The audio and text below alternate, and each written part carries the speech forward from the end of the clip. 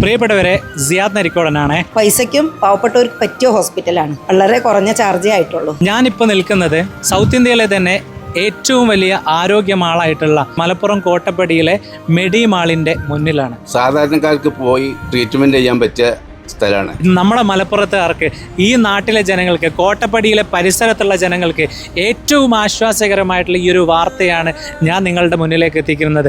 അതെ, മെഡിമാളിൻ്റെ കാഷ്വാലിറ്റി 24 മണിക്കൂറും പ്രവർത്തിക്കുന്ന KMCT മെഡിക്കൽ സെൻറ്റർ നമ്മുടെ മലപ്പുറത്തെ കോട്ടപ്പടിയിലുണ്ട്. എന്തൊക്കെയാണോ ഒരു എമർജൻസി മെഡിസിൻ ഡിപ്പാർട്ട്മെൻറ്റിന് ആവശ്യപ്പെടുന്നത് അത് എല്ലാം ഇവിടെ റെഡിയാണ്. സാധാരണ നമ്മുടെ നാട്ടിലെ പല അത്യാഹിത വിഭാഗങ്ങളിലും പോയാൽ നമുക്ക് കാണാൻ പറ്റും വളരെ കൺജസ്റ്റഡ് ആയിട്ടുള്ള സൗകര്യത്തോടുകൂടി പ്രവർത്തിക്കുന്ന അത്യാഹിത വിഭാഗങ്ങൾ.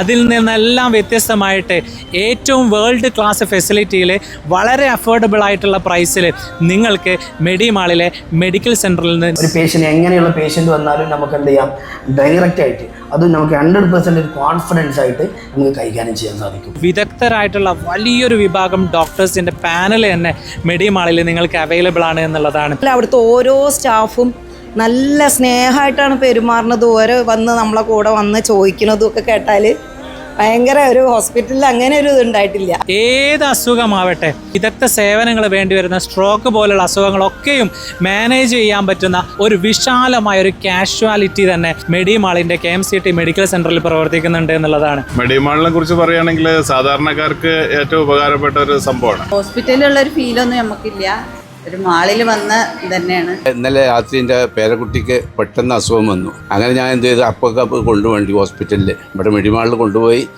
എമർജൻസി കൊണ്ടുപോയി നല്ല ട്രീറ്റ്മെൻറ്റ് കിട്ടി. പിന്നെ ഡിസ്ചാർജ് ചെയ്ത് പോന്നു. അപ്പോൾ ഒരു കുഴപ്പമില്ല. മെഡിമാള് ഞങ്ങളെ അടുത്ത് തുടങ്ങി എന്നല്ലാണ്ട് അവിടേക്ക് എത്തിയിട്ടില്ല ഇതുവരെ.